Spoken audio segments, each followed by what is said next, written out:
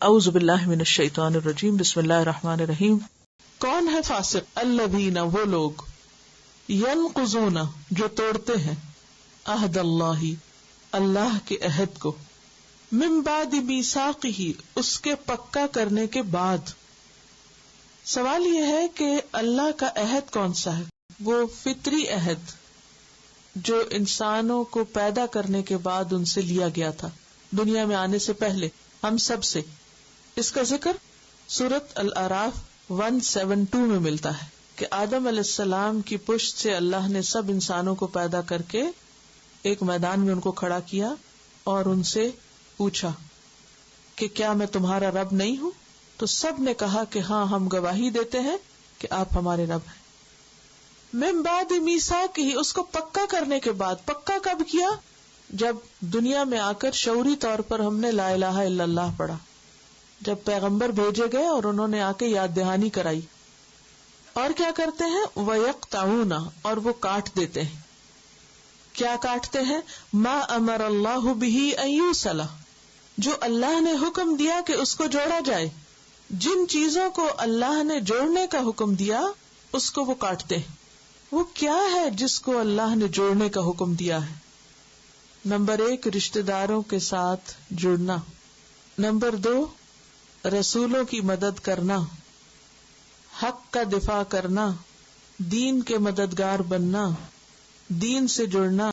جن چیزوں کا اللہ نے حکم دیا کہ ان کو جوڑا جائے ان کو وہ کاٹ دیتے ہیں۔ تعلقات کاٹ دیتے ہیں، رشتہ داروں سے، ہمسایوں سے، یتیموں سے، مسکینوں سے، دین سے رشتہ کاٹ دیتے ہیں، انڈیپینڈنٹ لائف گزارتے ہیں، اپنی منمانی کرتے ہیں۔ وَيُفْسِدُونَ فِي الْأَرْضِ، یہ تیسری علامت ہے فاسقوں کی کہ وہ زمین میں فساد کرتے ہیں۔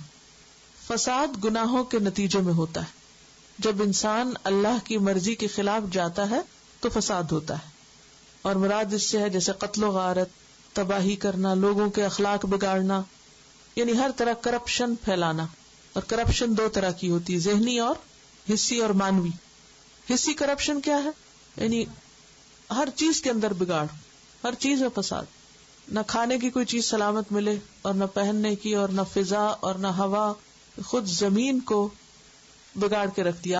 تو یفسدون فی الارض، یہ کب ہوتا ہے؟ جب انسان کے اندر خدا کا خوف نہیں ہوتا، جب انسان اللہ کی اطاعت کے مطابق زندگی بسر نہیں کرتا۔ اولئک هم الخاسرون، یہی لوگ وہی دراصل خسارے والے ہیں۔ اولئک، یہ ہے وہ لوگ، دیکھو ان کو، ہم وہی ہیں۔ یہ جو ہم دوبارہ آیا اولئک کا کیا مطلب ہے؟ اس کا حصر کے لیے، یعنی دے آر دا ونز، یہی تو ہیں الخاسرون، جو خسارہ اٹھانے والے، نقصان اٹھانے والے، لوزرز ہیں۔ اچھا، ہمارے ہاں لوزر کس کو کہتے ہیں؟ جس کو دنیا میں کوئی نقصان ہو جائے، کوئی بینک کرپٹ ہو جائے، کوئی اس کے پیسے چلے جائیں، کوئی اور، یعنی دنیاوی اعتبار سے۔